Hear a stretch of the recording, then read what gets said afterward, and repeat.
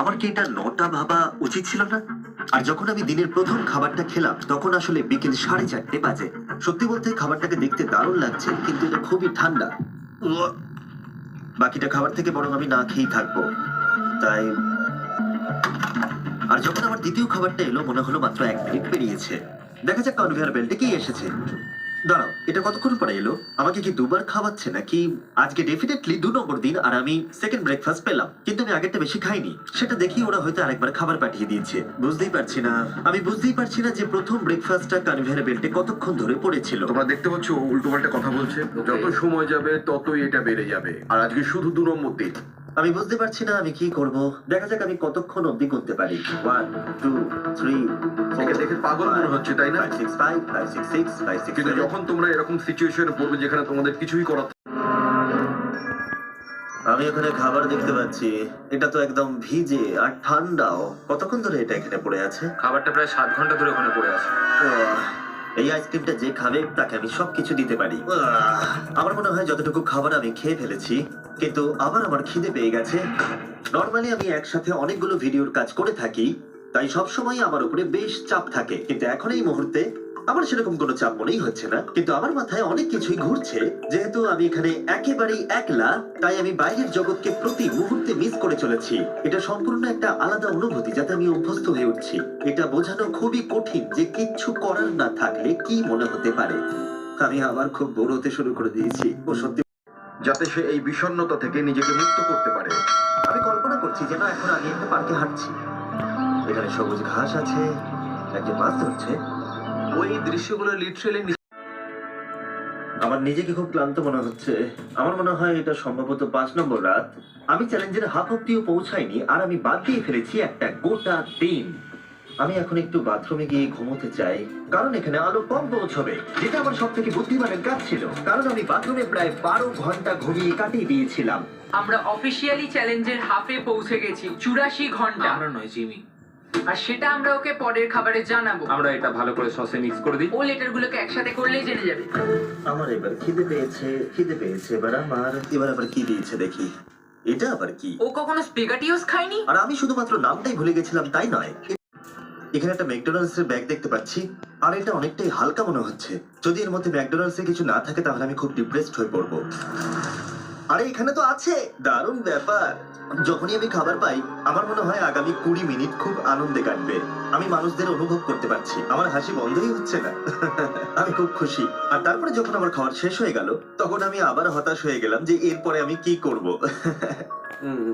এখানে যেন আমার সময় একেবারেই কাটতে চাইছিল না। আমি গেস করার চেষ্টা করলাম এখন কটা বাজে, কিন্তু আমার কোনো ধারণাই ছিল না। আমার মাথায় এখন নানান আজে বাজে জিনিস ঘুরে বেড়াচ্ছে। নিজেকে এন্টারটেইন করার জন্য কিছু তো করতেই হবে। আমি এই ম্যাকডোনাল্ডস এর চিজ বার্গার র্যাপারটা নিলাম, আর এই কাপটা যার মধ্যে আমার টুথব্রাশ রাখা ছিল। আর এখন এটা হয়ে গেল একটা বাস্কেটবল। LeBron, স্টেফ, Covey. মনে হয় বাস্কেটবল আমার জন্য নয়, তার থেকে বেসবল অনেক ভালো। ওহ, এইটা তো হওয়ার কথাই ছিল না। তারপরে আমার মনে পড়লো যদি আমি একটা কাঁটা চামচ আছে আবার। ব্যাপারটা আমাকে নজরে রাখছে। আমি এবারে পাগল হয়ে যাবো। যদি আমি এই ক্যামেরাটাকে ছুঁড়ি, কনভেয়ার বেল্ট জিনিয়াস, এটাকে বোলিং এর মতো ছুঁড়ে দিই। এটা আমার আঙুলে লাগলো।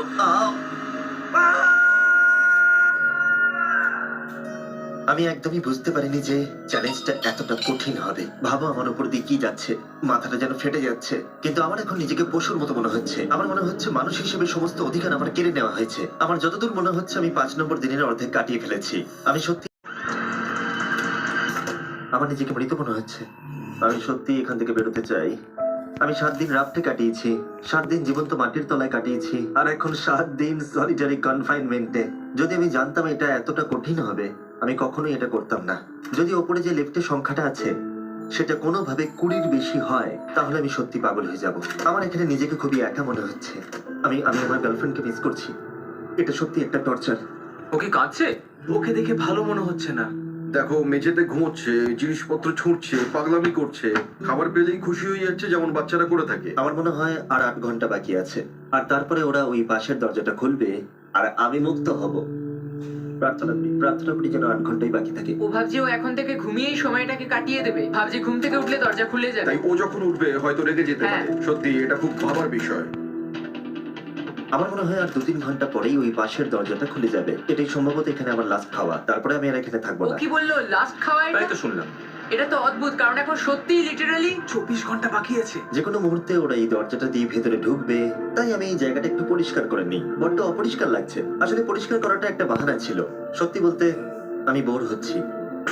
আর এই এক্সপেরিমেন্টটা করতে গিয়ে আমার একটু ভালোই লাগছিল। হয়তো আমি নিজের সম্পর্কে আরো বেশি করে জানতে পারছি, কিন্তু বাস্তবে আমি এখান থেকে ফিরবো একটা সম্পূর্ণ নতুন স্কিল নিয়ে। যে কোনো জিনিস দূর থেকে ছুঁড়ে কনভেয়ার বেল্ট ধরে ঢুকিয়ে দেওয়া। আর হয়তো আরো শিখতে হবে। আমার মনে হয় না যে আর 24 ঘন্টার বেশি বাকি আছে। আমি 24 ঘন্টা এখানে তো কোনো মতেই থাকতে পারবো না। আমার ধৈর্যের সীমা পেরিয়ে যাচ্ছে। কিন্তু তাতেই বাকি 24 ঘন্টার কোনো মতেই বাকি নেই। আমি নিশ্চিত যে আর 24 ঘন্টা কোনো মতেই বাকি নেই। তাই যে কোনো মুহূর্তে সময় কাটানোর জন্য আমি গোনা শুরু করব। 1 2 3 4 5 6 7 8 9 10 11 12 13 14 15 16 17 424 5425।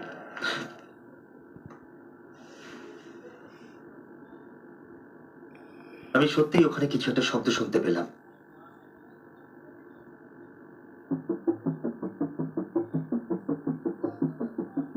আমি কষ্টে আছি, আমি কষ্টে আছি, আমি কষ্টে আছি, আমি কষ্টে আছি, আমি আর এখানে থাকতে চাই না।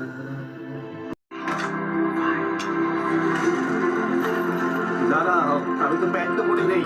ঠিক আছে, 3 2 1। ও মাই গড! Hi Jimmy. কিছু মনে করো না, আমি এইমাত্র প্যান্ট পরলাম। বাইরে এতটা আলো নেই। দেখতে চাই। ও মাই গড, বাইরে তো অন্ধকার। কি সুন্দর লাগছে বাইরের জগৎটা দেখতে পেয়ে।